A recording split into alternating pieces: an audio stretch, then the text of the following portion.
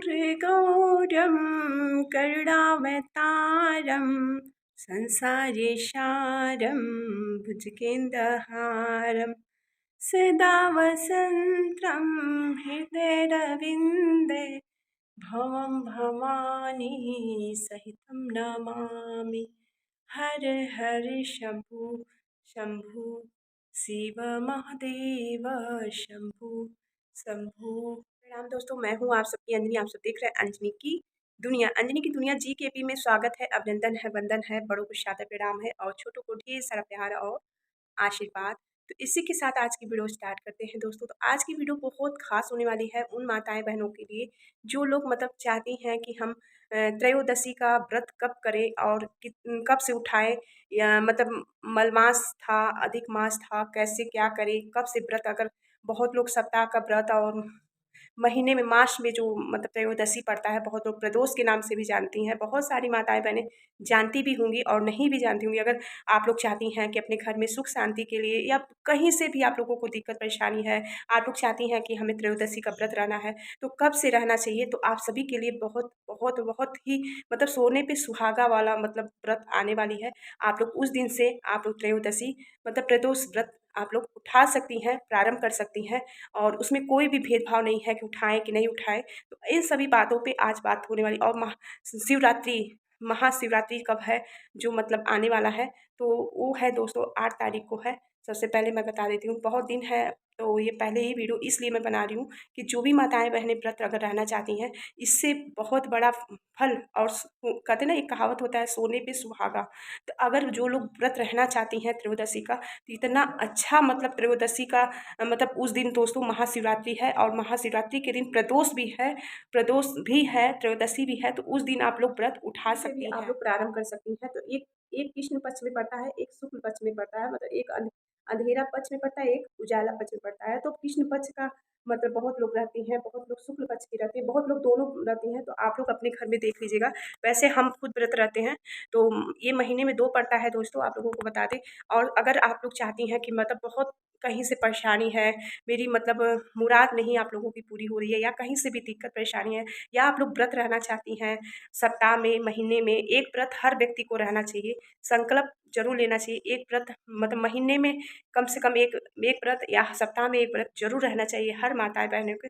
हाँ, जितनी शक्ति शक्ति अगर है आपके पास, अगर आप लोग कर सकती हैं, अगर कर पाएंगी, तो आप लोग ये व्रत जरूर उठाइए। आप लोगों की परम पिता परमेश्वर भोलेनाथ बहुत भोलेनाथ बहुत भोले हैं। और आप लोग सच्चे मन से पूजा प्रारंभ करिए। और त्रयोदशी अगर उठाना चाहती हैं, तो उस दिन महाशिवरात्रि है, तो आप लोग त्रयोदशी व्रत, प्रदोष व्रत, एक बार कोई मेरी माताएं बहनें कोई मतलब मुझसे कही थी कि हमारे बच्चे नहीं हैं, आप कोई व्रत बताइए। तो इससे उत्तम व्रत कोई हो ही नहीं सकता है। ये तो और ही महादेव भोलेनाथ तो सबके बहुत ही दयालु होते हैं। शायद आपकी झोली भर जाए, या कहीं से भी कोई भी मतलब मनोकामना है, जो आप लोग परेशान हैं, बहुत चीज़ें करके परेशान हो गई, नहीं हो रहा है, तो शायद भगवान करे आप लोगों की ये मनोकामनाएं जो भी है आप लोगों की पूरी हो। कोई ज़रूरी नहीं है कि एक ही इच्छा होती है। इंसान कहता है ना कि बहुत सारी इच्छाएं होती हैं पर नहीं हो पाता है, कुछ न कुछ विधि विधान की वजह से रुक जाती है। तो शायद परमपिता परमेश्वर आप सबकी हर मुराद पूरी करें।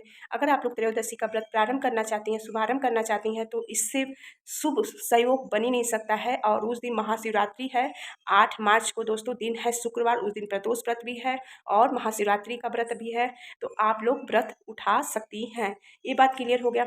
अब आते हैं कि आप लोग कैसे व्रत रहेंगी। तो व्रत दोस्तों इसमें कुछ भी नहीं करना है। बहुत लोग क्या करती हैं, सुबह से शाम तक मतलब संकल्प लेती हैं इस व्रत में कि हम मतलब भोले बाबा को जाके मंदिर में मतलब रुद्राभिषेक मतलब जल अर्पण करेंगे, दूध अर्पण करेंगे। जैसे रुद्राभिषेक का पूजा होता है, वैसे आप लोग अर्पण करने के बाद भी आप लोग जल ग्रहण कर सकती हैं, फल फलाहार कर सकती हैं। हाँ, अनाज नहीं खानी है, इसमें फ्रूट फल और फलाहार कर सकती हैं। जैसे आलू हुआ, चाय हुआ, मूंगफली का दाना हुआ, ये सब खा के आप लोग व्रत रह सकती हैं।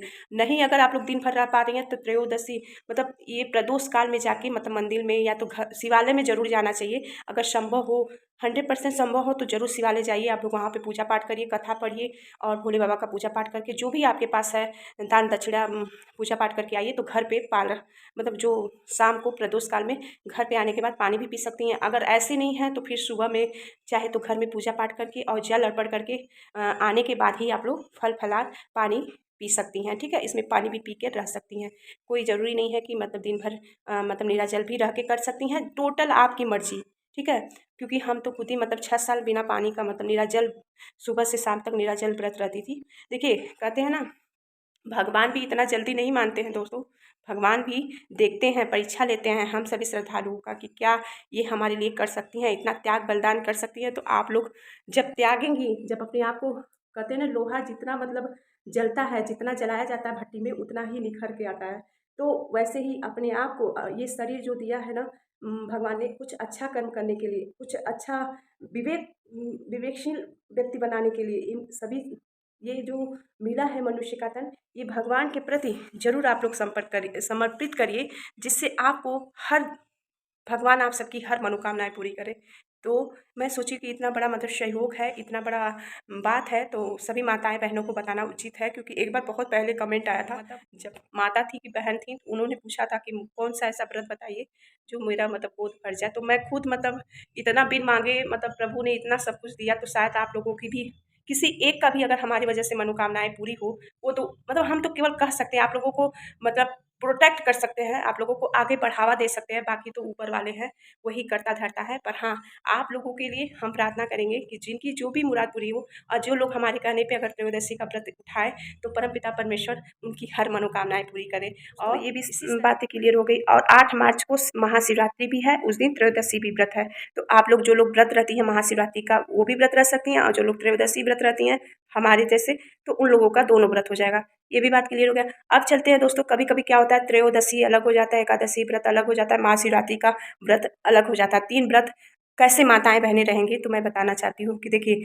महाशिवरात्रि और त्रयोदशी दोनों ही शिव जी का पूजा है, ठीक है। श्रद्धा है तो अगर आप लोग रह सकती हैं तीनों व्रत, तो रह सकती हैं, रह जाइए। अगर नहीं रह पा रही हैं तो एक आप लोग, जैसे होता है ना कि महीने का, ठीक है, महीने का, सप्ताह का, आप लोग एक व्रत गैप कर सकती हैं, इसमें कोई दोष नहीं है, ठीक है। क्योंकि भाई जितना मतलब बॉडी साथ देगा उतना ही तो व्रत और पूजा करेगा ना व्यक्ति। तो मैं आप लोगों को बताना चाहती हूँ कि अपनी मतलब आप लोग छोड़ सकती हैं, कौन सा, जैसे सप्ताह में हो गया, और महीने वाला जैसे एकादशी हो गया और त्रयोदशी होता है।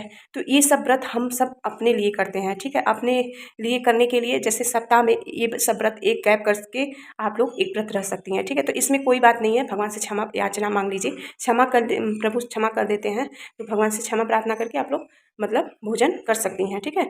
हाँ, कौन सा व्रत नहीं बीच में गैप करना चाहिए, जैसे सोमवार, 16 सोमवार का कोई व्रत रहा, या वैभव 16 सोमवार का अगर आप लोग सप्ताह में व्रत रह रही हैं, जैसे मान ली कि मैं 16 सोमवार का व्रत रहूँगी, तो ये व्रत आप लोग खंडित नहीं कर सकती, जैसे ये व्रत नहीं छोड़ सकती, क्योंकि वो गिनती से चलता है।